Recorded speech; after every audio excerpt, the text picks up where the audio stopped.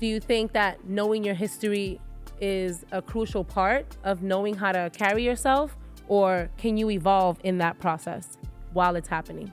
I think it's a little bit of both, because I went to a predominantly white college, and I, before that, had not been in any communities where I was one of two or one of three Black people in the space or in the room, because we're living in a different time and things are so different, and we have social media and phones and everything.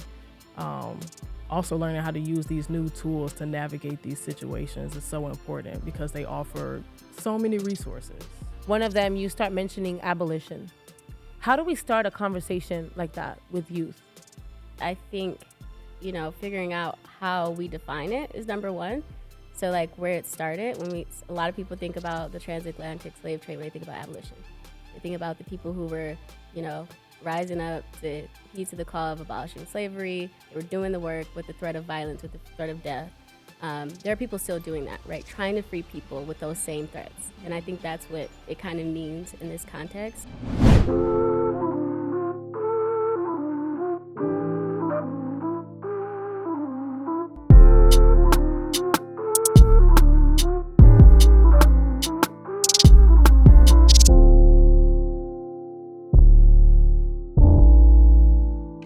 Hello, and welcome to another episode of the Know Your Rights Camp podcast. My name is Mariela, and I have two wonderful guests with us here today. We have Crystal Bernard, and we have Alana Burke, and these ladies are responsible for the Know Your History portion of the camp, which is my favorite because I'm learning something new all the time, and I know we're going to drop gems today also.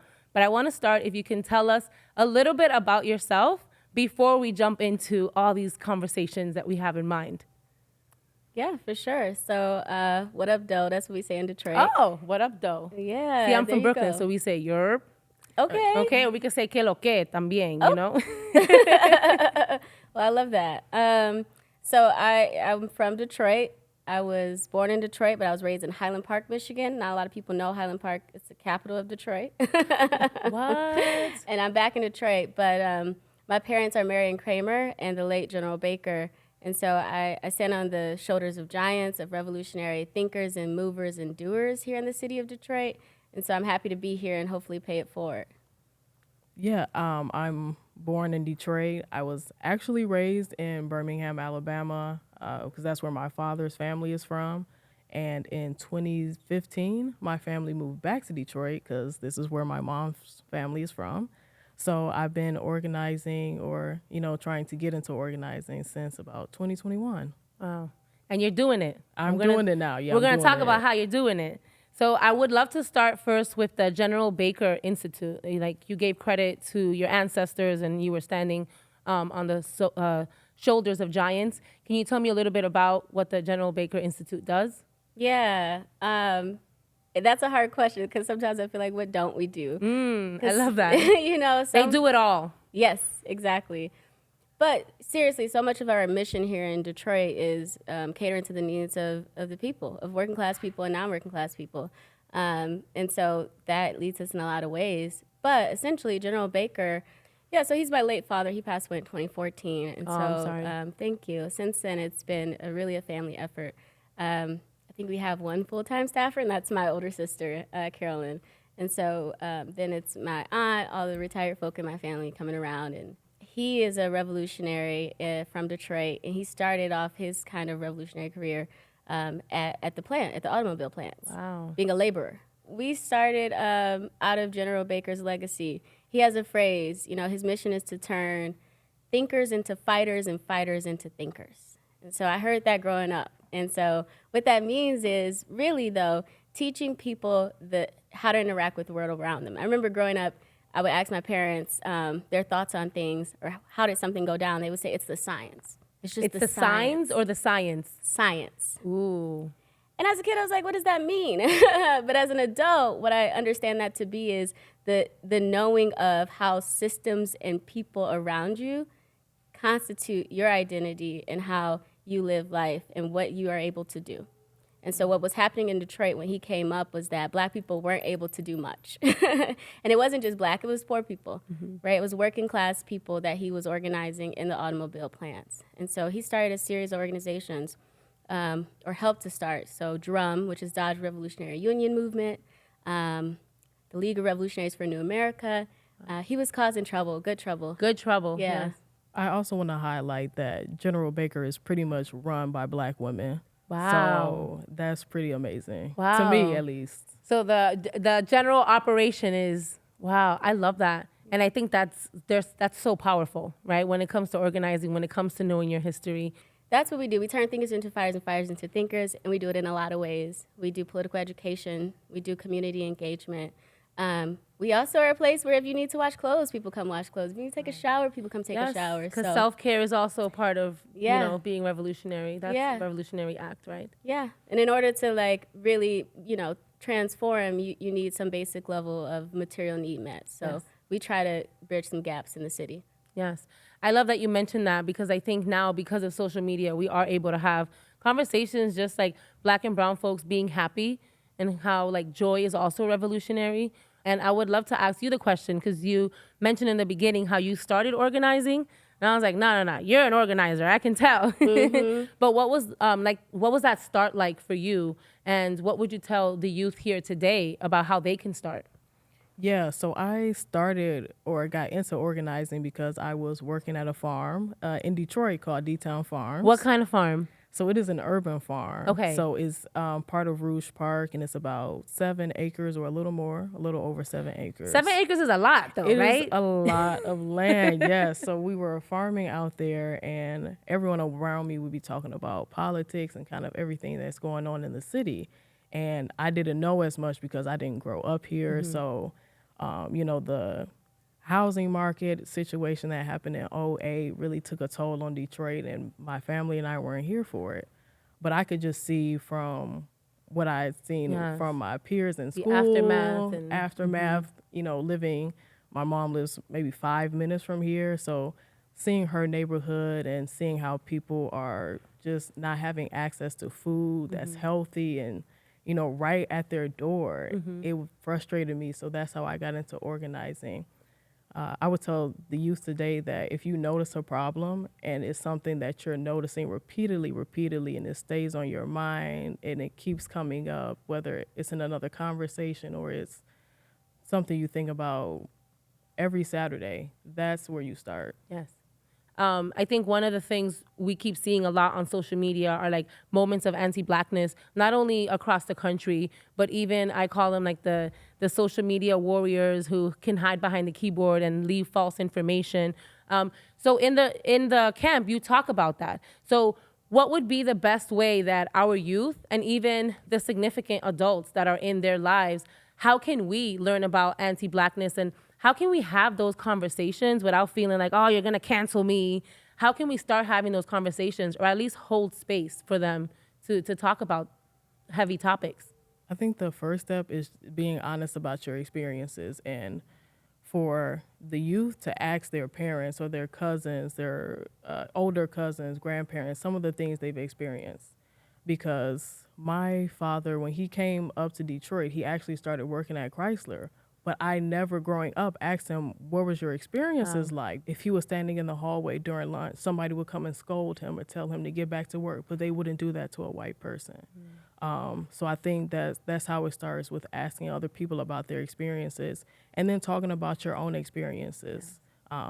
Because we have moments and interactions where other people, where we may feel uncomfortable or we feel afterwards like, something was a little off, Yeah, that but we don't doesn't know how sit to right with explain me. it. Right, you can't But you have articulate it, to- but you have the right. feeling. You have to go and talk about it with someone else. This teacher made this comment and it was kind of weird. And somebody may say, oh, yeah, that is kind of weird. And they can talk more about it and just be open about that experience and not feel like, oh, well, I'm going to do harm to somebody else because I'm not sure this is actually what happened. Talk about it and somebody can confirm it.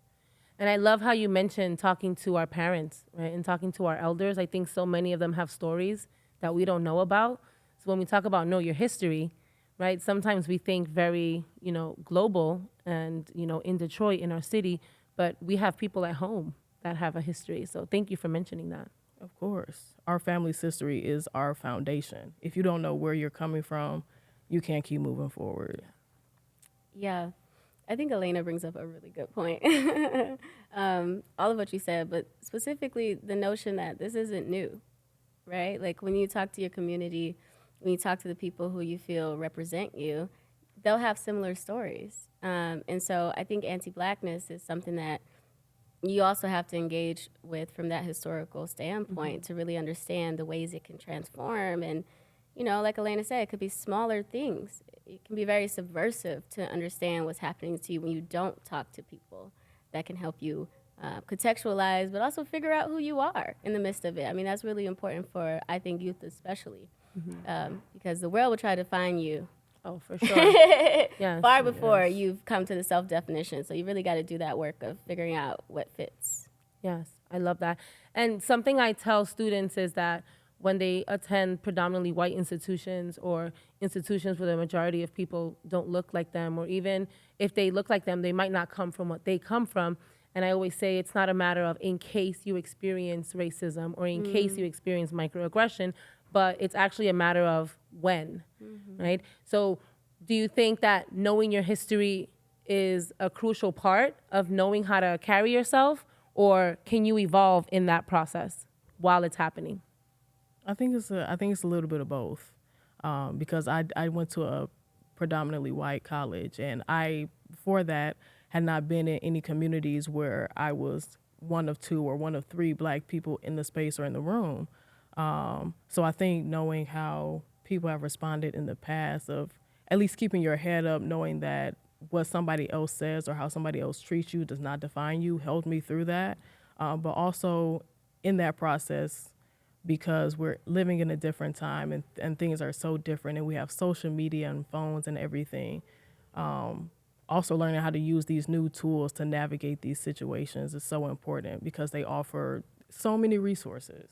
So many resources. Yeah, I agree.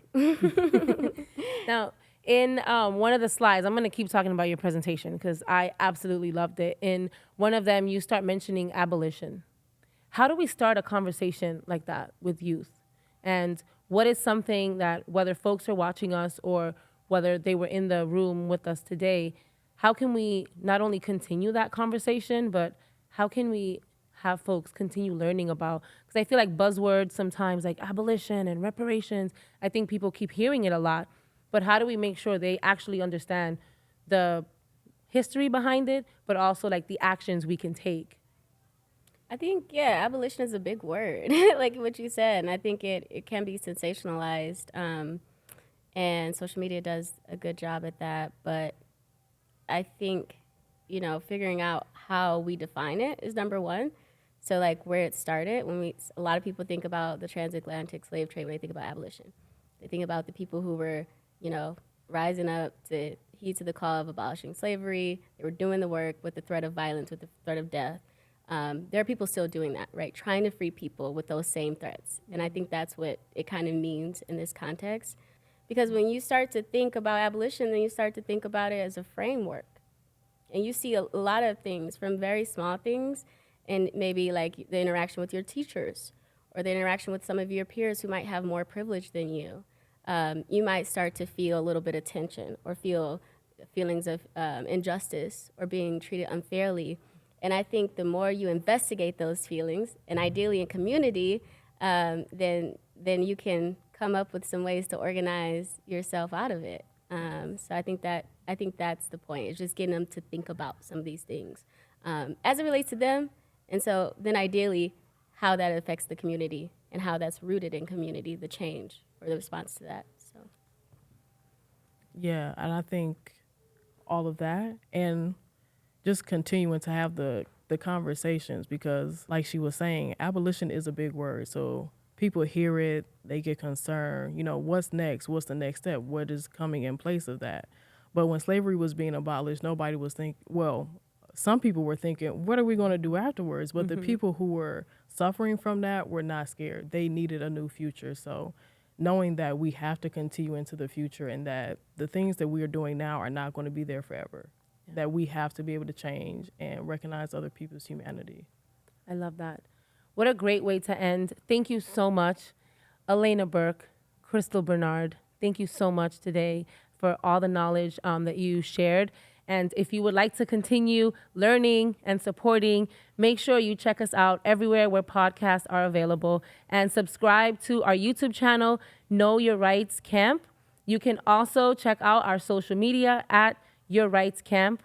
And if you want to see all the things about our camp, check out our website, knowyourrightscamp.org. Thank you. Thank you. Thank you.